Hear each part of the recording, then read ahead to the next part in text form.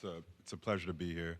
I actually started, I was realizing I started my journey back in school around Africa and alternative energy with an internship and consultancy with the UNDP. So it's a nice full circle to be back.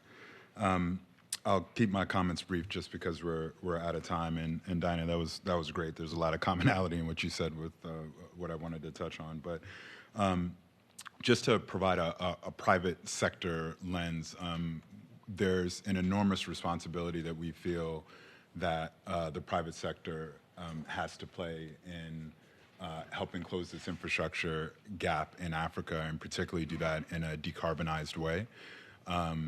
We're facing a trend right now in many African countries where the debt levels are as high as they've been, and the interest rates associated with that debt make the debt service quite a burden. So the pressure on government budgets means that there's less capital to spend on education, on healthcare, and on infrastructure, which only exacerbates the need for the private sector to step in. And so there's a private sector domestically, and we need to mobilize those resources from local pensions, local wealth. But often, most often, that is not enough, particularly to talk about the scale of capital that's required for closing this viability gap in the continent. So we look at really are faced with a couple of factors in terms of how do you smooth that pathway. I mean, capital is like a lot of other natural dynamics where it flows in a path of least resistance, right? And so how do we smooth that path?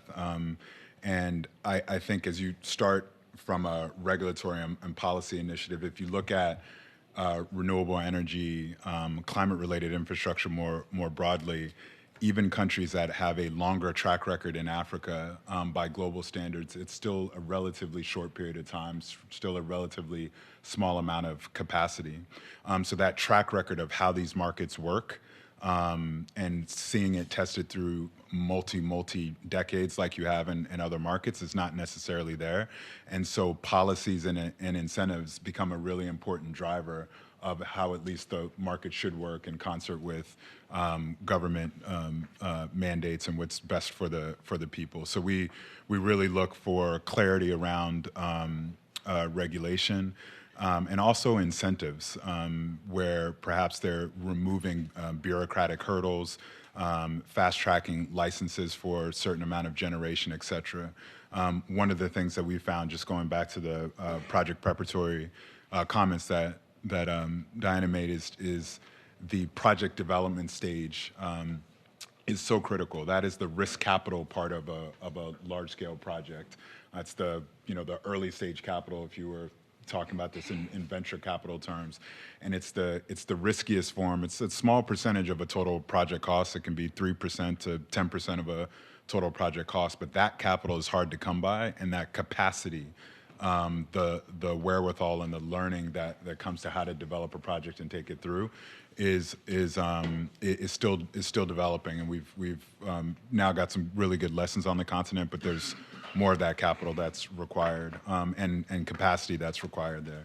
And so the development stage capital is where we have said we'll not only play a capital provision role on the long-term equity, but we'll take that earlier stage risk. As long as we can link it to that long-term equity, we'll take that earlier stage risk and put that project development capital to work. Another factor is, and the chair before she passed it over, I thought made these remarks very well, is what we call enabling infrastructure. So the renewable resources in Africa, which are plentiful, they're sometimes in remote locations, maybe not closest to where that demand is going to be. So the transmission of that electricity, the distribution to businesses, to households, et cetera, is critical. And that's typically been the domain of public spending. And so the private sector looking for ways to help fund that gap.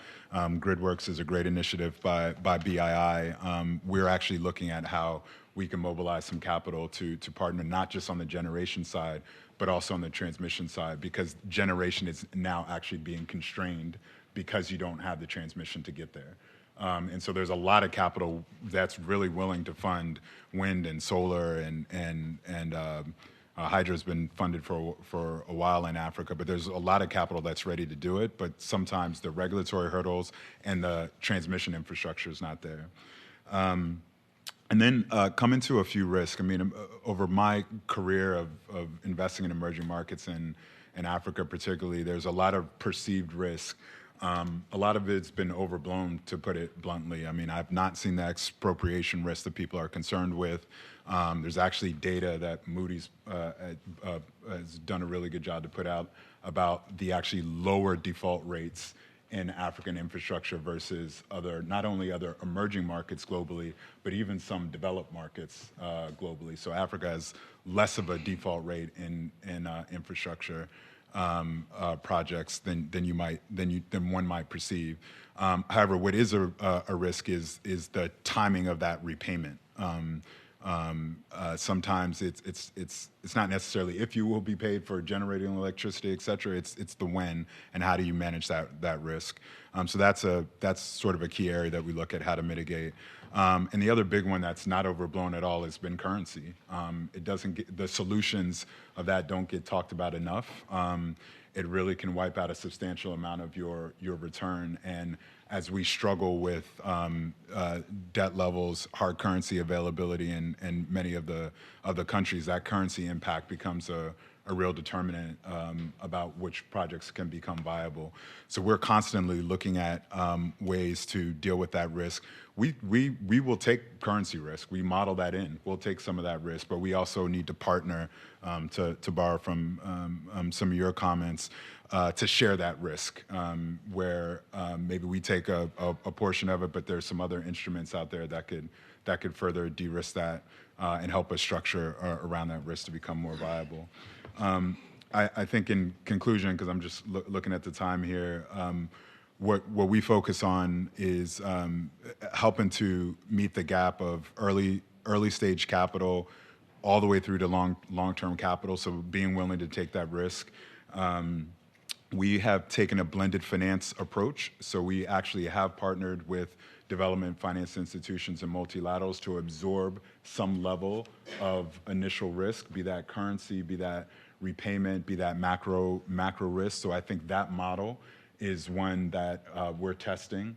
As the largest asset manager in the world, we take a huge amount of responsibility that if we get this right, we can help marshaling relationships and other clients that we have to come invest in Africa. So that de-risking is an important part. And then I'd like to end on one comment that connects back to the previous segment around gender, which was excellent. That was a hard session to follow up, but I don't have necessarily data to back this up, but just anecdotally, what I come across in terms of there's large-scale projects and renewable energy projects, and then there's the role of distributed renewables and commercial industrial renewables where you're powered right to the industrial user, SMEs, et cetera.